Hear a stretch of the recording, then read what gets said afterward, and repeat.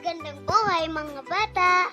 Tara, samahan ninyo akong matuto kasama si Teacher Aika, your online teacher.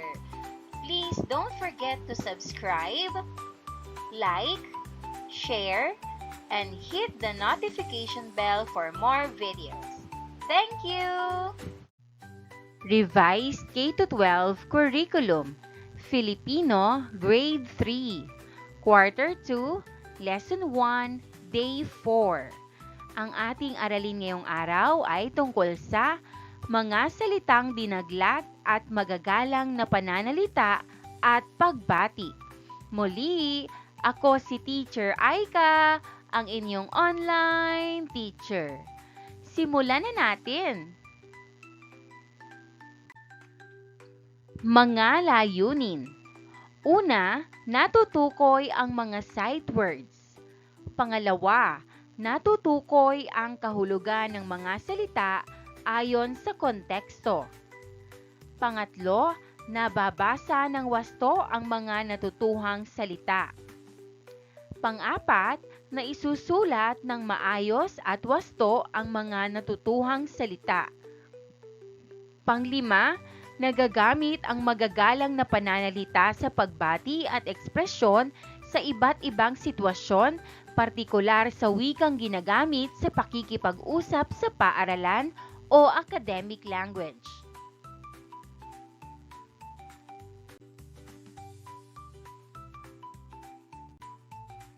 Magandang araw mga bata! Balikan natin ang ating tinalakay kahapon sa pamamagitan ng pagtukoy ng damdamin ng tauhan sa kwentong binasa. Una, si Haring Araw ay kilala sa pagiging mapagmataas at makapangyarihan. Hindi niya pinapansin ang hinaing ng kanyang nasasakupan. Anong katangian mayroon ang hari? Sagot, mayabang at walang malasakit.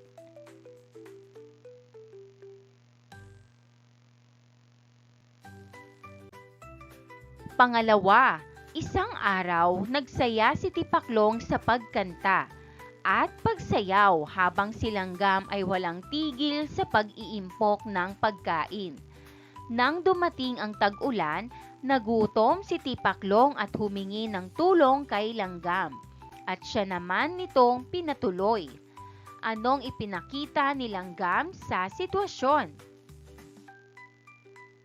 Sagot, matulungin at maawain. Pangatlo, isang hari ang nagbigay ng buto sa magsasaka. Itinanim niya ito at pinagyaman hanggang sa mamunga ng isang pagkatamis-tamis na mangga. Anong katangian ang ipinakita ng magsasaka? Sagot, masipag at matiisin.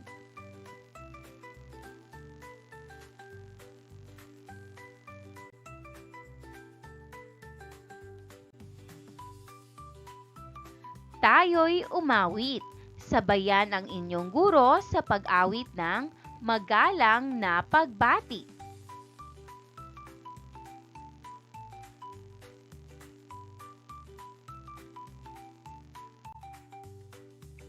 Narito ang mga magagalang na pagbati.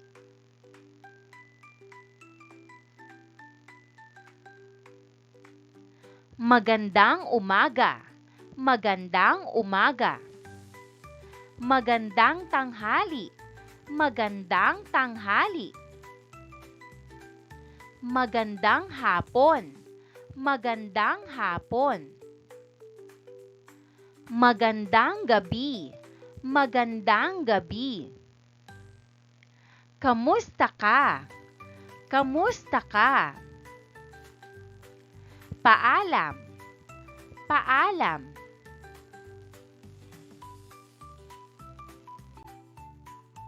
Kailan ginagamit ang mga magagalang na pananalita? Sagot, ginagamit ang magagalang na pananalita upang ipakita ang paggalang sa pakikipag-usap. lalo na sa matatanda o may otoridad. Halimbawa nito ay magandang umaga, pwede po ba, at maraming salamat po.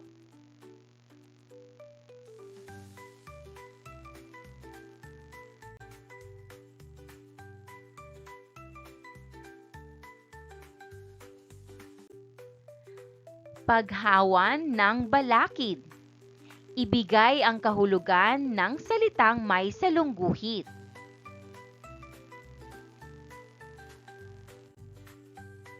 Basahin natin ang mga pangungusap. Una, si Dr. Ted Herbosa ang kalihim ng Department of Health. Pangalawa, ang kagalang-galang na Pangulong Bongbong Marcos ay bumisita sa mga apektado ng sunog sa Maynila. Pangatlo, si Kapitan Tiago ang ama ni Maria Clara. Pang-apat, si Binibining Elsie Santos ay nagawaran ng parangal bilang bayaning guro. Panglima, si Ginoong Kim Atienza ay mapapanood sa TikTok clock ng GMA7. Mga salitang may salungguhit, doktor, kagalang-galang, kapitan, binibini, at ginoo. Bigyan natin ng kahulugan ang mga salitang may salungguhit. Doktor, isang taong may propesyon sa paggagamot o may mataas na antas ng kaalaman sa isang larangan.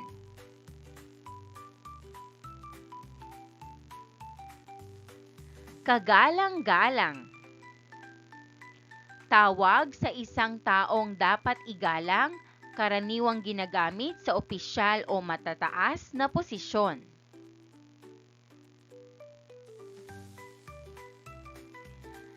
Pangulo, ang pinakamataas na pinuno ng isang bansa.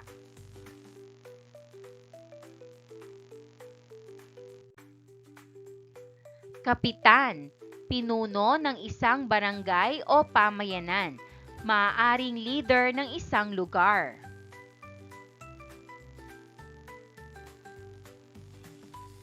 Binibini, tawag sa isang dalagang babae.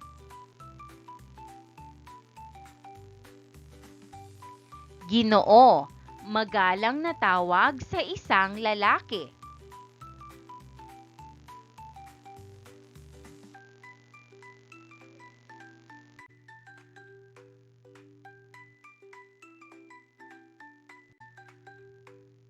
Pagbabasa ng pangkatan.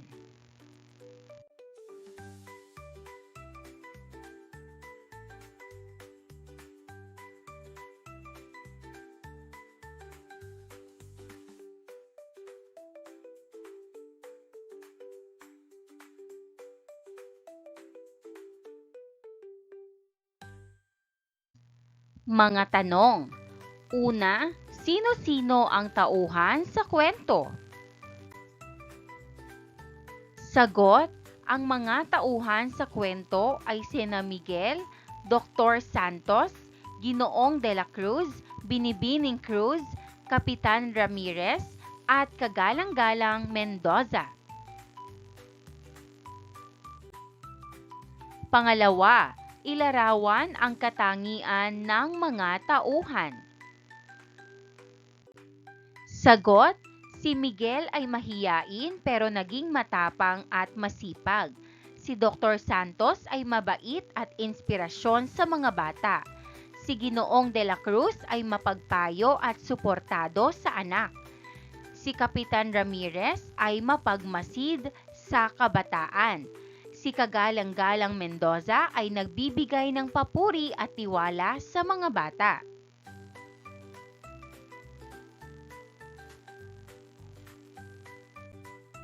Pangatlo, sino ang nagbigay inspirasyon kay Miguel upang ipagpatuloy niya ang kanyang pangarap?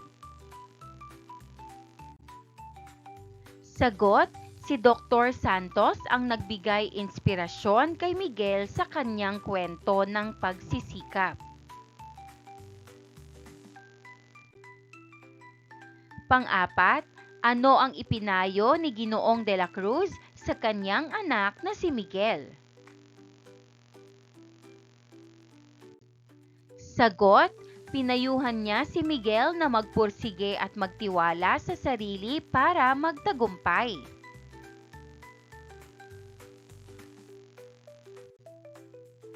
Panglima, kung ikaw si Miguel, paano mo haharapin ang pagiging mahiyain? Sagot, maglalakas loob akong magsalita, makisali sa klase at magtiwala sa sarili.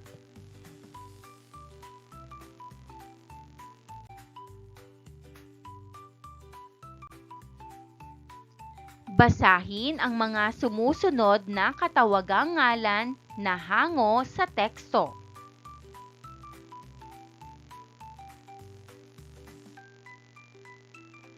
Dr. Santos, Dr. Santos. Ginoong de la Cruz, Ginoong de la Cruz.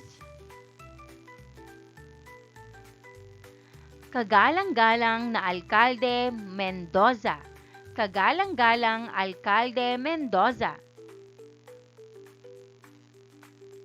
Binibining Cruz, Binibining Cruz.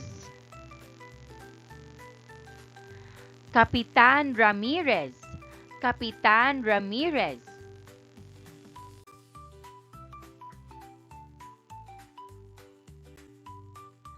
Ang paggamit ng magagalang na pananalita ay isang mahalagang bahagi ng pakikipag-ugnayan sa kapwa. Nagpapakita ito ng paggalang, pagpapahalaga at pagsasaalang-alang sa damdamin ng iba.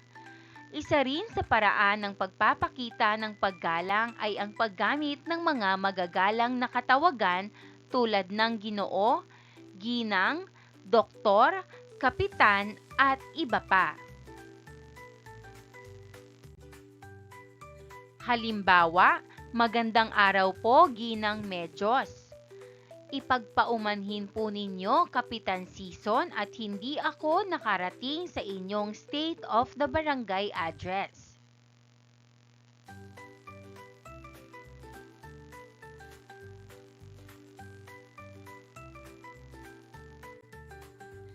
Gawin natin. Kumpletuhin ang mga pangungusap gamit ang angkop na dinaglat na katawagan.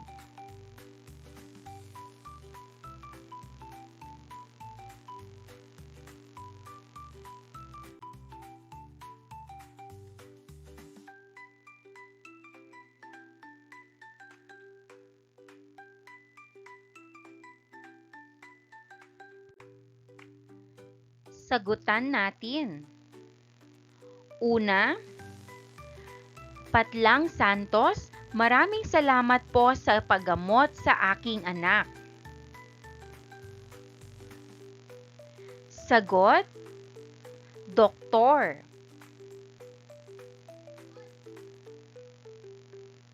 Pangalawa, magandang umaga po, Patlang Tiago. Mapalad po ako at nakilala ko ang masipag na ama ng barangay. Sagot, Kapitan. Pangatlo, Patlang Jimenez, nais po naming magpasalamat sa inyong tulong legal para sa aming mga lupa.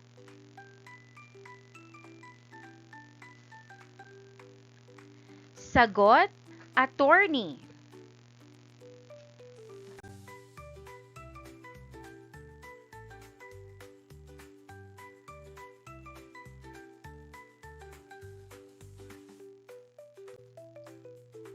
Pang-apat, magandang araw po, Patlang Garcia.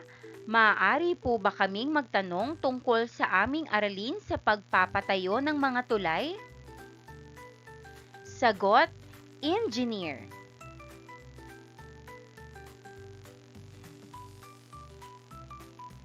Panglima, si Patlang Mercado ay kilalang espesyalista sa puso. Sagot, doktor.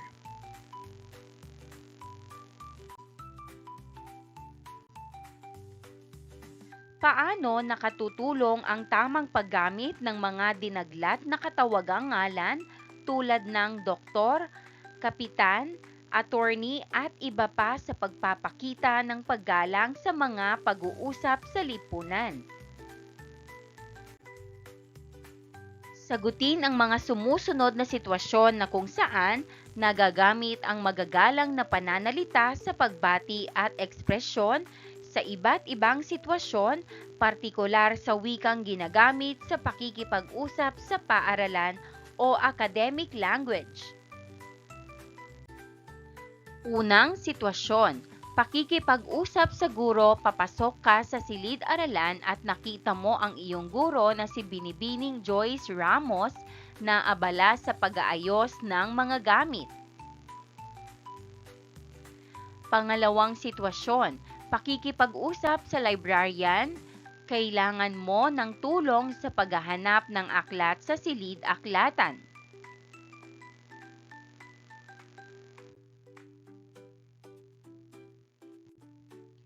Subukin natin. Piliin ang formal na katawagan sa mga sumusunod na sitwasyon.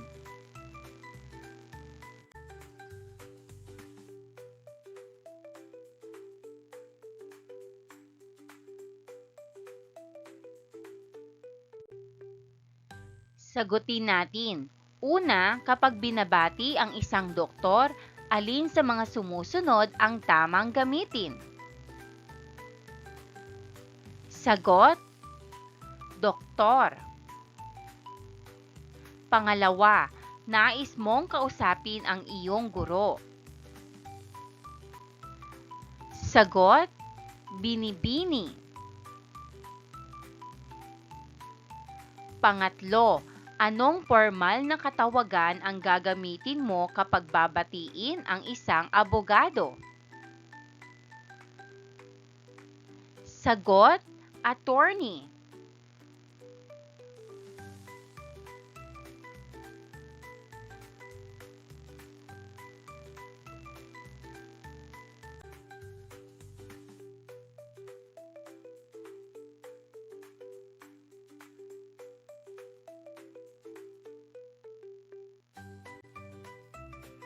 Pang-apat, ikaw ay tatanggap ng scholar sa ama ng probinsya. Sagot, gob o gobernador.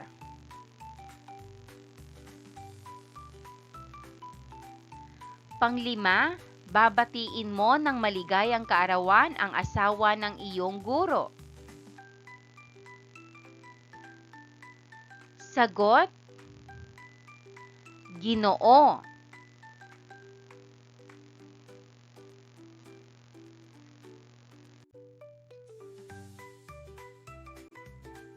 Punan ang patlang ng tamang dinaglat na katawagan batay sa pahiwatig ng pangungusap.